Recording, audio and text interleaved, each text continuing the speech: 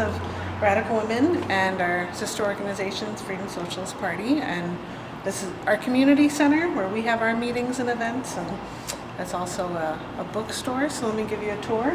Store, and this is actually a book that we're helping to produce and promote. It's called Talking Back, Voices of Color, and it's a collection of essays written by activists of color all around the world, writing on race, gender, ethnicity, class, prisons, labor, all kinds of issues. Poetry. It's a great book. It's really good. But I see your true colors shining through. I see your true colors, and that's why I love you. So don't be afraid to let them show your true colors. A lot of what these are columns that were in a newspaper, Freedom Socialist newspaper that Radical Women has helped write for and produce also. But they are a lot of topics that have been, well, still are relevant and have been relevant historically in the feminist movement. And Radical Women is, we're a multi-issue organization, so we really see the importance of making connections between all the oppressions, race, gender, sexuality. A display of some photos of actions. Nestora is a indigenous woman originally from Mexico, and she is a U.S. citizen now. She had been doing a lot of work with her indigenous community back in Guerrero, Mexico. And it's a very poor community that's seen a lot of violence and corruption from drug cartels and connections with the government, and a lot of international mining companies have taken a lot of resources from the community, live in the mountainous region. And so she, the process of doing some aid work with her community there, she was elected head of a community police force, which is like a self-defense force for the community. She and other community police force leaders started calling out the corruption between the drug cartels and the official police force and elected officials, and she and other police force leaders were thrown in jail as a result on false charges, and she's been in jail almost 2 years now. What would you say the biggest effort on Seattle Radical Women's has been on helping her? Well, so I mean, the biggest, we have helped, worked with a committee to organize, last August was the 1-year anniversary of her arrest and detainment, and so we helped organize protests and press conference about, she was trying to help educate and help the women get out of those situations. That we, you can also give me So what's the significance behind this sign? Yeah, so this was actually a banner that we carried many years in May Day March, which we came up with this banner when there was, I think it was back in 2006, around that time, when there was a lot of talk about federal immigration reform in the U.S., which there still is a lot of talk about it, but there was a big push for, comprehensive immigration reform. We carried this banner in the May Day March, and May Day has been, especially over the past several years in Seattle, it's a workers' holiday, but it's also brought out a lot about immigrant rights and how immigrants are treated in this country as workers, and just upstairs of New Freeway Hall is the offices of our sister organization, Freedom Socialist Party, and the newspaper that we help write for. This is one of the areas, it's our upstairs conference room, and this library, a lot of these books were donated, very rare and out of print writings by some socialist and radical leaders like Lenin and Trotsky and Karl Marx. On this side, she had, books about women's movement and women's leadership, the people of color movements, international issues, labor, and gay movement, economics. There was just quite a lot that she had acquired and studied over the years. What kind of stuff do you guys do with them? So when I was talking earlier about the Nestora Salgado campaign, that's also something the Freedom Socialist Party is involved in. There are a lot of campaigns we do, the things we call campaigns, and we do it together. Show me a smile. Don't be unhappy.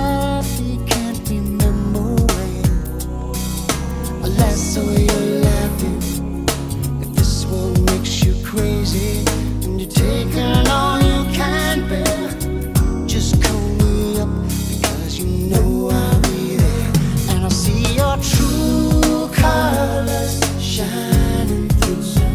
I'll see your true colors. That's why.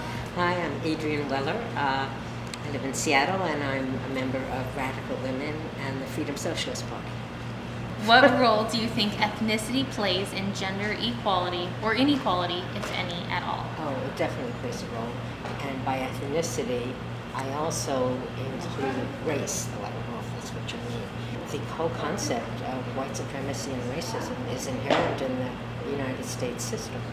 And continues to this day, despite Civil War, Civil Rights Movement, all these struggles, police brutality that's going on, the fact that poverty that still exists for many more percentage-wise people of color than white people.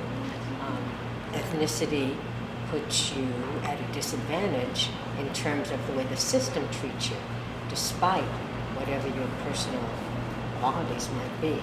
It's racism. It's inherent in capitalism. What's more important is the unity of these groups to change it. But the way to change it is to get together and change the system, because nobody is going to be able to live a decent life with a system so stratified and To so work against us.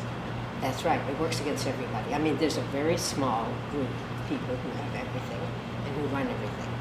How does the organization, either or, that you're involved in, promote gender equality in its service? Our whole mission, our entire mission, is to change capitalism into a socialist, democratic, international system. And so our actions, we do have study groups so people can understand theory.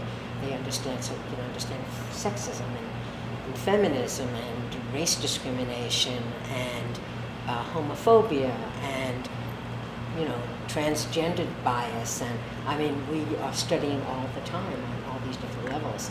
Then we have debates and we have forums, so we try to educate everybody else in society, the public. And we go to pickets, and we support strikes, and we support protests, and get involved in, trying to shut down, the port shut down when we were trying to keep boats from, trying to protest Israel's attack on Palestinians, just last year, I think. I mean, we get involved in every which way. And we also have parties. How do you think media focuses on a certain race or ethnicity that forces gender inequality? Well, they follow the party line of the capitalist ruling class. I mean, media is mostly all owned by a few companies. It might even be one company, I'm not sure. So the freedom of the press has become very, very scarce. I mean, I don't think it really exists at all. It's not that you can't get some information out, but it's all biased, and it's all through the lens of the people who own most of the property. I mean, you don't find them criticizing Bill Gates or Paul Allen. Paul Allen was behind the recent demolishing of the Yesler Community Terrorist Organization. I mean, community that was a large number of families and immigrant families. And he was the one who's benefiting from it. You don't hear a word about that in the paper. It's true. And would you say it's because of his race and gender? It's because of his property. It's because he is big, true colors, beautiful, like a